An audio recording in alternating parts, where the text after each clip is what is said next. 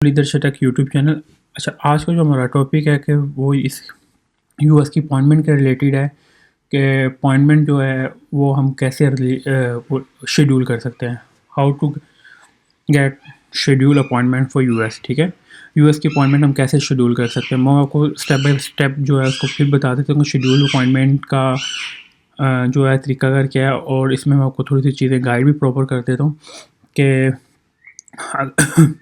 अगर फ्लोट नहीं आ रही, इट्स नॉट मीन कि आपका जो इशू है फीस पेमेंट का इशू है या आपकी पोर्टल का इशू है। ऐसा कोई इशू नहीं है। इट्स मीन कि एम्बेसी की तरफ से स्लॉट नहीं आ रही। मैं आपको तरीका बता देता हूँ।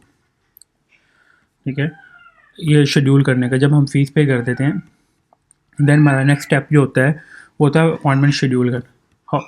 कि शेड्यूल अपॉइंटमेंट हमने के ये नहीं होता कि आप कभी ना कभी ना अपॉइंटमेंट मिल जाती है।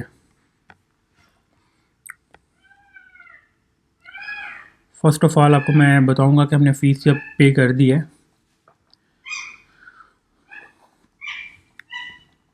तो उसके बाद हमने कैसे अपनी अपॉइंटमेंट को करना है, प्रोसीड करना है, और कैसे इसको हमने सबमिट करना है। ठीक है, ये मैं आपको 1 2 ठीक है।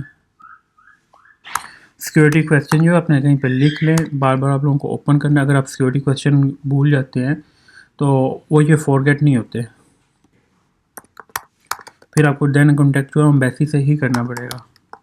या एक दो बंदों ने मेरे से क्वेश्चन किया था कि हम सिक्योरिटी क्वेश्चन जो है भूल गए तो क्या करें।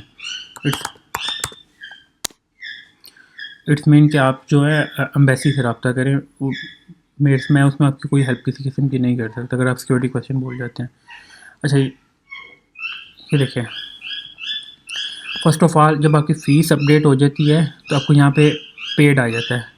ठीक है, B1 B2 $185 पेड। ये आपने कौन सा जो सेंटर सेलेक्ट किया होगा, कराची या इस्लामाबाद, यहाँ पे वो आ रहा होगा, आपका सेंटर का नेम आ रहा होगा। ठीक है, आपकी वीज़ा कैटेगरी आ रही होगी यहाँ पे। जब ये उस टाइम शो होगा जब आपकी फ़ीस अपडेट हो जाएगी। ठीक है, देन आपने देखना शेड्यूल अपॉइंटमेंट पे जाना है।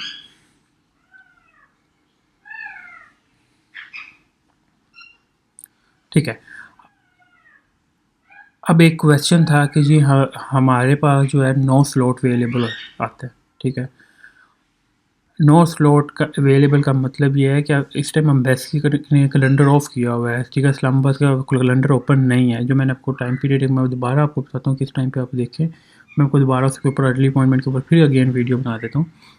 ठीक है, उसमें आपने क्या करना है कि आपने देखते रहना है कि जैसे ही अपॉइंटमेंट आती है 2026 की आएगी जो करंटली चल रही है नॉर्मली। ठीक है, और या नवंबर दिसंबर की आएगी, वो आपने क्लिक करके उसको सबमिट कर लेना है। ठीक है, ये आपका आता है प्रॉपर शेड्यूल का अपॉइंटमेंट। यहाँ पे आपने देखना है कि अगर आप डिपेंडेंट हैं आपके साथ या आपके 5 से 6 फैमिली मेम्बर हैं तो उनके सबके यहाँ पे नेम आ रहे होंगे। यहाँ पे जैसे एक है ना, यहाँ पे सबके नेम आ रहे होंगे। अगर 2 हैं, 3 हैं, 4 हैं, जितने भी होंगे उन सबके यहाँ पे फैमिली मेम्बर्स का यहाँ पे नेम आ रहा होगा।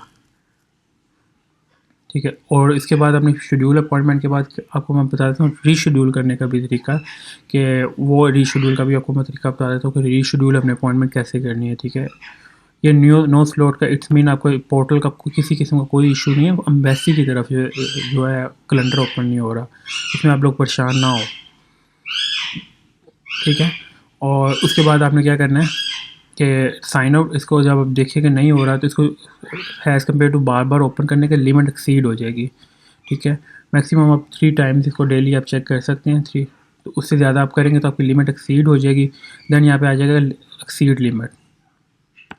ठीक है, और इसमें आपने क्या करना है कि अपने साइन आउट कर जब देखा कि नई स्लॉट आ रही तो जैसे ही स्लॉट आएगी आप उसको करेंगे और कैलेंडर से वो डेट लेंगे और सबमिट कर देंगे। मैक्सिमम कोशिश करें जिनको अर्ली अपॉइंटमेंट चाहिए वो लोग नवंबर दिसंबर की अपॉइंटमेंट पिक ही ना करें, ले ही ना, वो वेट करें कैसे अप्रैल मई की आती है देन हम लें।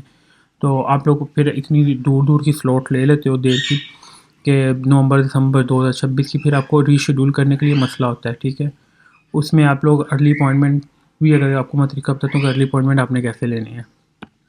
ठीक है, ये आपको मैं हो गया प्रॉपर ये वीडियो। इसमें आपको मैं ये बता दिया कि शेड्यूल अपॉइंटमेंट कैसे करते हैं। पे होने के बाद आपको मैं अगेन बता रहा हूँ, जब आप फ़ीस पे कर देते हैं कि उसके बाद आता है शेड्यूल अपॉइंटमेंट का ऑप्शन। आपने जो शेड्यूल अपॉइंटमेंट में जाके अपनी अपॉइंटमेंट जो है प्रोसीड कर देनी होती है, ठीक है। और करके जब आप अपॉइंटमेंट जब हो जाती है तो फिर आपको मैं वो भी दिखाता हूँ कैसा आता है।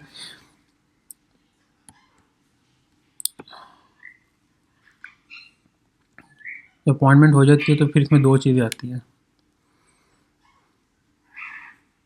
कि एक रीशेड्यूल अपॉइंटमेंट का ऑप्शन और एक अपॉइंटमेंट कंफर्मेशन का। आप ट्राई, अगर आप रीशेड्यूल करने की ट्राई करते रहते हैं तो जैसे आपको अर्ली मिलती है आप रीशेड्यूल कर लेते हैं, ठीक है। और अगर आपको नहीं मिलती तो दैन आपकी वही अपॉइंटमेंट रहती है।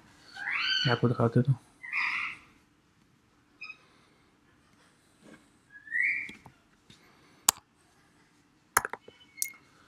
तो इसका दिखा देता हूँ।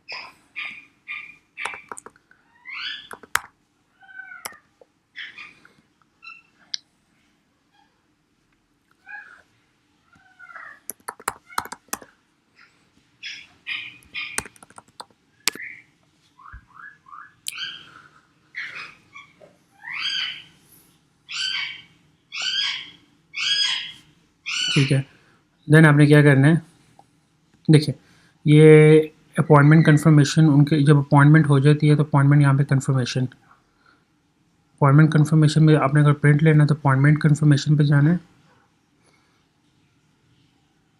यहाँ पे अपना प्रिंट ले लेना है। सिंपल सा है, ये इसका प्रिंट लेने का तरीका है, ठीक है, जब अपॉइंटमेंट आपकी हो जाती है।